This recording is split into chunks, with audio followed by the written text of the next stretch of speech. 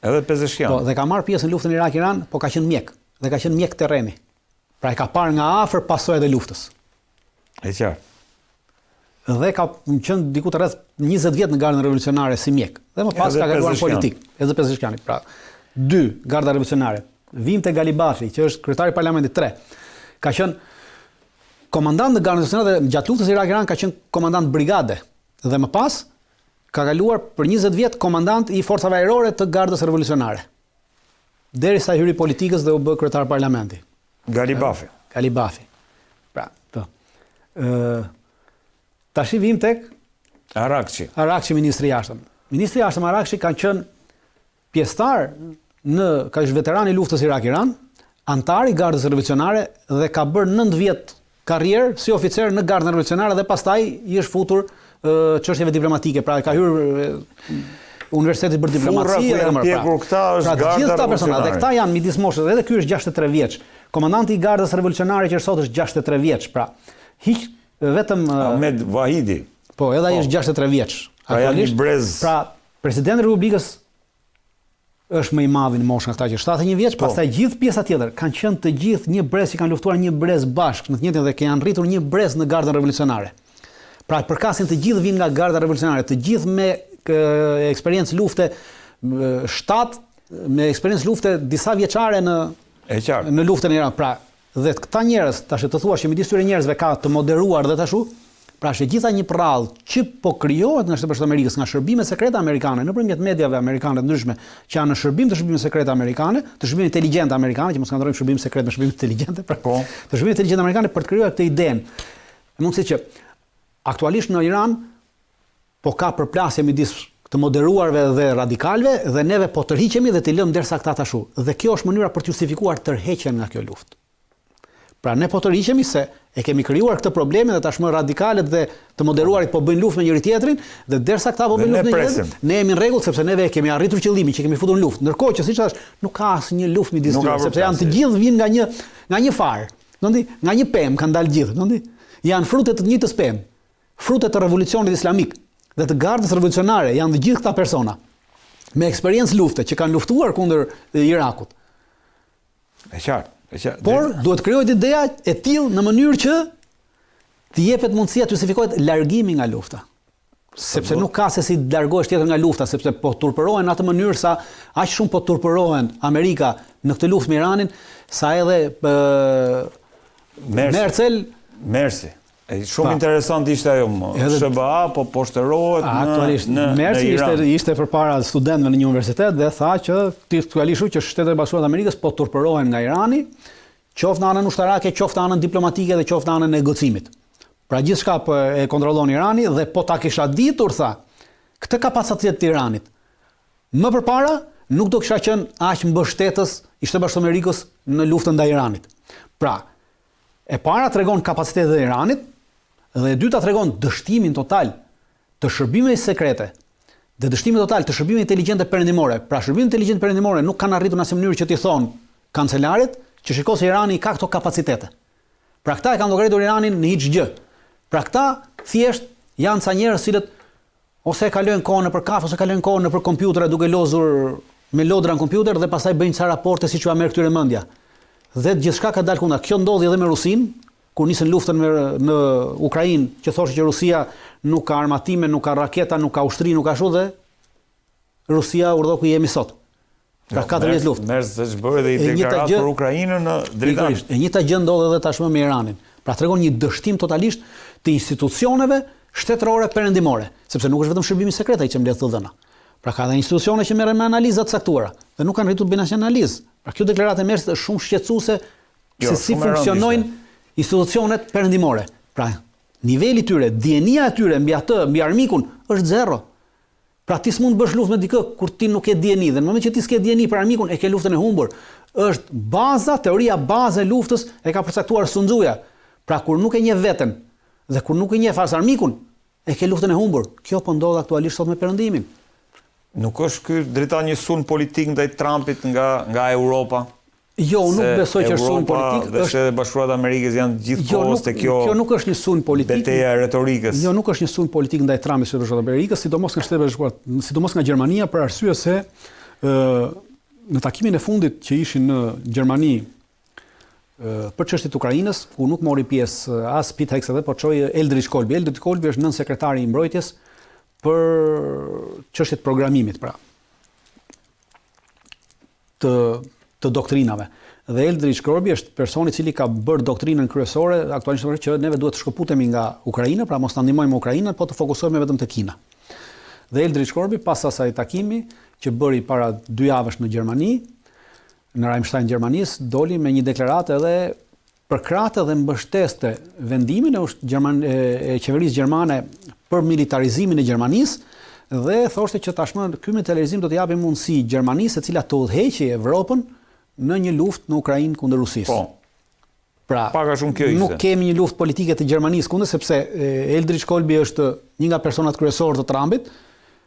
Në këtë dhe kur këta e nxjerrin këtë dhe për këtë arsye, por kjo çfarë do thotë? Kjo do të thotë që Gjermania po përgatitet ta udhëheqë këtë, por ama ka një problem, sepse këtë udhëheqje të Gjermanisë në Evropë aktualisht e kundërshtojnë Polonia dhe Franca, që bën atë aleancën me vete.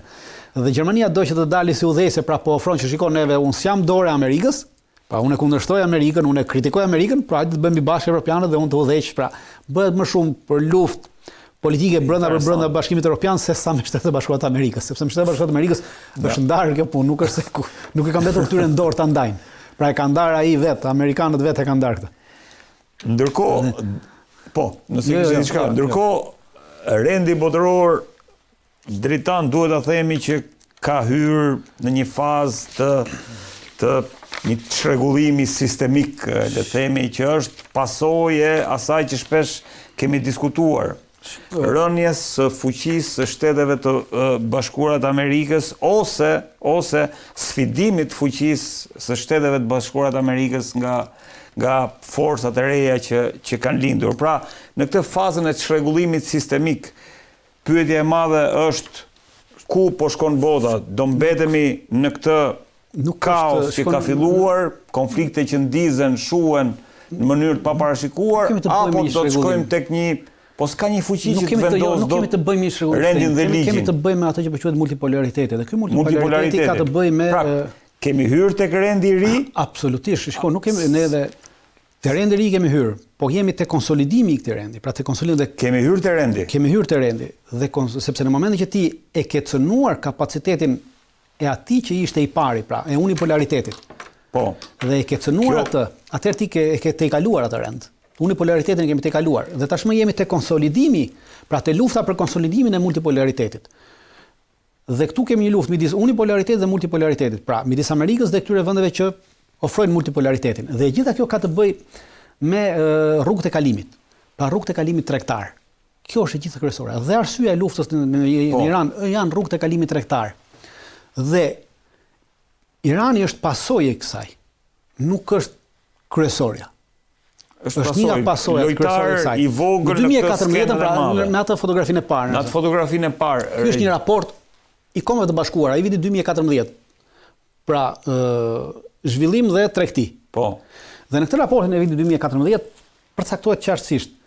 Në OKB thotë që vetvendosja e popullit palestinez është rrezik për zhvillimin ekonomik, sepse pengon aksesin në rrugët e kalimit dhe në burimet natyrore kryesore të botës.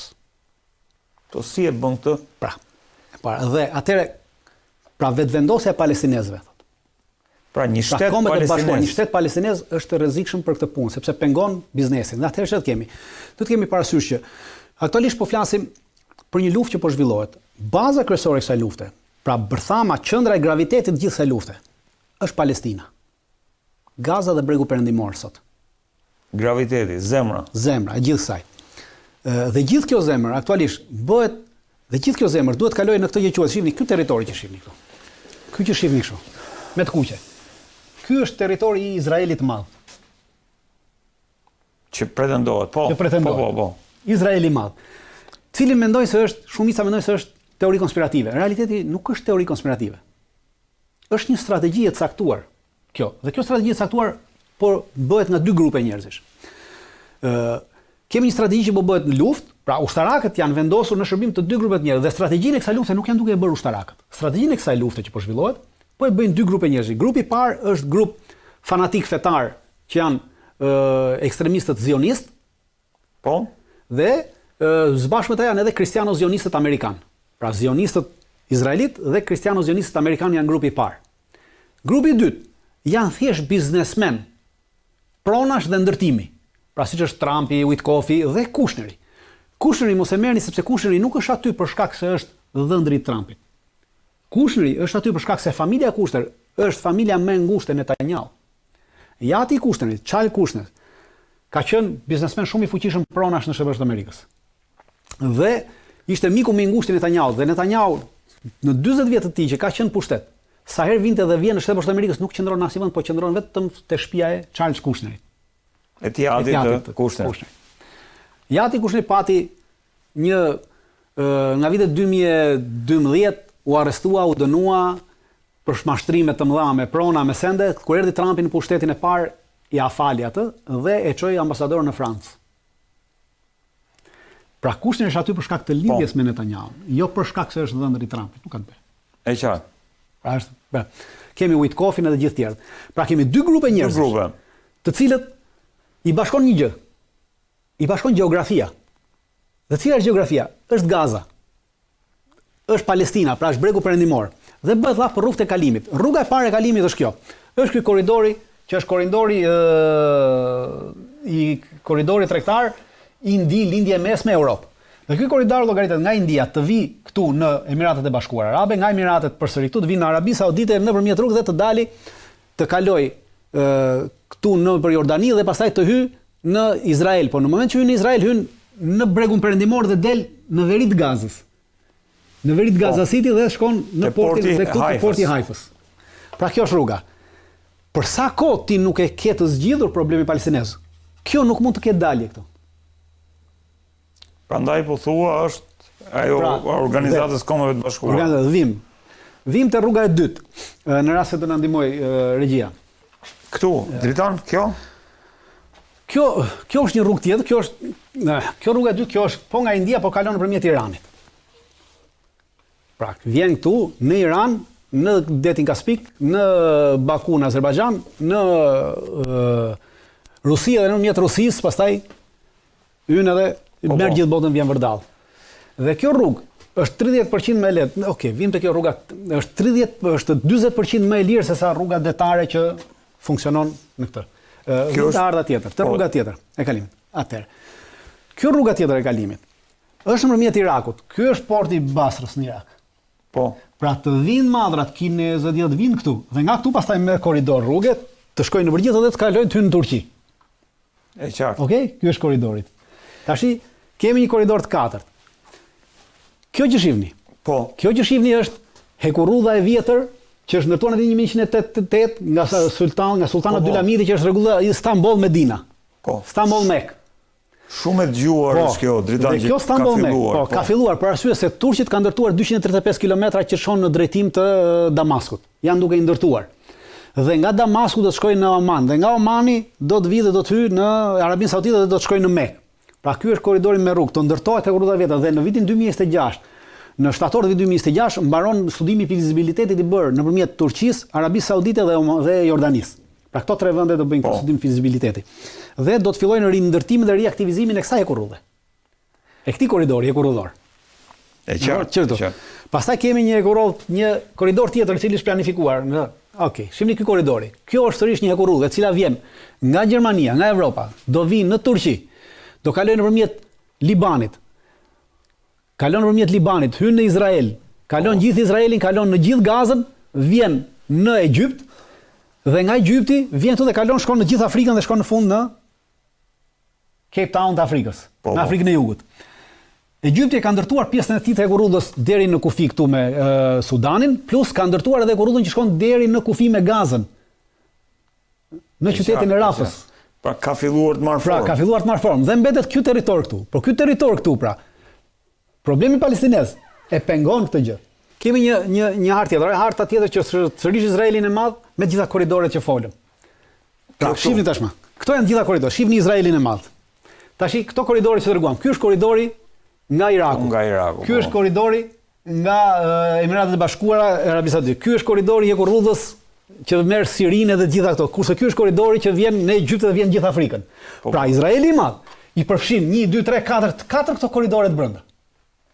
Dhe Shtetet Bashkuara të Amerikës duan kontrollin e këtyre korridoreve. Duke pasur kontrollin e këtyre korridoreve, ti mban unipolaritetin dhe mund unipolaritetin. Para ma Shtetet Bashkuara të Amerikës nuk mund ta kontrollojnë vetë këtë korridor. Atë çfarë bëjnë? Pra, po janë në përkrahje të kësaj idesë të Izraelit madh, sepse në momentin që krijohet Izraeli madh, automatikisht është Izraeli ai i cili mban këto korridore për nevojat e Shtetit Bashkuar të Amerikës. Dhe nëpërmjet kësaj SBA mban kontrollin. Dhe për këtë arsye Shtetet Bashkuara të Amerikës kanë vendosur që të përkrahin genocidin izraelit në Gaza, të përkrahin genocidin izraelit në Liban, të përkrahin të gjitha synimet izraelite në Siri. Dhe në Siri, para 2 javësh, Shtetet Bashkuara të Amerikës larguan nga Siria të gjitha forcat e tyre amerikane. Nuk ka më forca amerikane në Siri. Pra aktualisht kjo do thotë që Siria ka mbetur një terren i hapur për përplasje midis Turqisë dhe Izraelit, që secila vend të marrë territoret e tyre. E qartë. Sepse duke mos qenë prezent trupat amerikane, atëherë ato nuk mund ta bëjnë më ndërmjetësin dhe ndalimin e kësaj përplasje. Dhe do ta çojnë Sirinë drejt një përplasje sektare, në mënyrë që Izraeli dhe Turqia të ndërhyjnë dhe Izraeli të marrë atë pjesë që mund të marrë, Turqia të marrë këtë pjesën tjetër deri. Por këto janë korridore. Shikoni, edhe në Irak, gjithë ky korridori kalon brenda territorit të Izraelit. Kjo është një mënyrë për të shpjeguar. Edhe në Gaza, është krijuar në Gaza kjo idea që u krijua plani i paqes. Plani i paqes për Gazën qëllimi është që të zhbëhet Gaza dhe për ta zhbërë Gazën duhet një forcë ushtarake. Kjo forcë ushtarake, kjo forca multinacionale në cilët turpërisht bëjmë pjesë edhe neve dhe Kosova. Neve na ka dalë turpi me Kosovën, sepse neve kemi prej vitit 2003 që marrim pjesë në fushata pushtuese të Shtetit Amerikës, siç është Iraku, Afganistani e tjera. Kurse Kosova është më e turpshme, sepse Kosova nuk mund të marrë pjesë dhe të bëjë të njëjtën gjë që bënin forcat serbe në Kosovë, ta bëjnë sot në Gaza, sepse çdo lloj force ushtarake që do shkojë sot në Gaza, që quhet forcë multinational force për sigurinë dhe për stabilitetin. Atëherë këta çfarë do bëjnë? Këta vetëm do bëjnë rojet SS të kampit përqendrimit që po zhvillohet në Gaza, sepse gjithë popullata do mblidhet në një kamp përqendrimi dhe atje këtë kamp përqendrimi do ta ruajnë këto forca sigurie dhe këto do japin të dhëna Izraelit se ku ndodhet Hamasi, kush janë Hamasit, në mënyrë që Izraeli dhe këto do fusin ushqimin në këtë territor, ushqimin ato kamion sa lejon Izraeli, sepse këta do ruajnë perimetrin e brendshëm, kurse perimetri i jashtëm i përket Izraelit. Pra këta do jenë mburoja në mënyrë që organizatat çlirimtare si Hamas, Xhihadi Islamik e të tjera që luftojnë për çlirimin e Palestinës të mos mund të prekin asnjë ushtar izraelit më mbrapa. E qartë. Pra ky është turpi më i madh dhe në këtë mënyrë do detyrohet kjo popullsi që të zhvendoset, sepse duke mbajtur popullsinë për këto kampe përqendrimi në qiell të hapur, do zhvendoset dhe me zhvendosen atëherë këta do ndërtojnë. Dhe ky ndërtimi është pjesë e këtij grupi të dytë që merret me ndërtimet. Po, u rikthyet tek unipolariteti kështu. Po pikërisht në rast se pikërisht pra kjo është lufta që po bëhet. Kjo është lufta që lufta midis multipolaritetit dhe unipolaritetit. Dhe çfarë bën? Dhe gjithë kjo luftë, pse Irani, ai korridori që pam në Iran, ky korridor Irani mbetet jashtë kësaj. Pra këtë korridorin dhe ta kanë që korridori Iranit të funksionojë, pra nuk do e prishin. Por ama do thonë gjithë që okay, kur korridori Irani nuk prishet, pse Irani, po pse po e sulmon Irani? Po sulmon sepse Irani është mbështetësi i vetëm aktualisht i çështjes palestineze dhe i Hezbollahut. Pra Irani me Hezbollahun dhe Hamasin nuk i lejon zhvillimin e këtij plani. Prandaj Gaza është qendra, është bërthama e kësaj gjëje. Është pika e gravitetit e gjithë kësaj bote multipolare që zhvillohet është Palestina. Dhe kjo Palestina ka ekzistuar pra që para shekullit të 5 ka monedha që janë gjetur para shekullit të 5 para erëson, monedha që janë gjetur këto. Dhe Palestina ka gjë interesante. Gaza është më interesante në kohën e perandorisë perse. Gaza nuk ka qenë pjesë, ka qenë vetëm në pikë e cila nuk ka qenë pjesë e perandorisë perse. Pra persët nuk e kishin pushtuar Gazën dhe e kishin lënë më vete si pikë kryesore të tregtisë për Persin, edhe për mbretërinë, edhe për perandorinë romake. Pra perandoria romake dhe perandoria perse bënin tregti në Gaza dhe Gaza ishte i vetmi vend cilin perandoria perse nuk ishte pushtuar. Dritan, po ajo që kemi folur këtu, domthonë nëse kemi folur për qeveri kukulla, pse duhet të shkojmë në këtë lloj materializimi të gjës që mund të prodhojë më pas efekte, ndërkohë që këtë e realizojmë nëpërmjet qeverive kujslinge, fjala vjen. Aktualisht janë qeverit kujslinge. Të gjitha qeveritë e Gjirit janë qeveri kujslinge. Por problemi është që popullata nuk është së bashku me qeveritë kujslinge. E qartë. Dhe kjo duhet realizohet në luftë. Kjo prish dhe kjo kërkon luftën. Dhe lufta si kërkon, sepse ideja e kolonizimit, ideja e kolonizatorëve është që ti të marrësh ideja e krijimit të Izraelit është një ide, pra është bazuar mbi një gënjeshtër.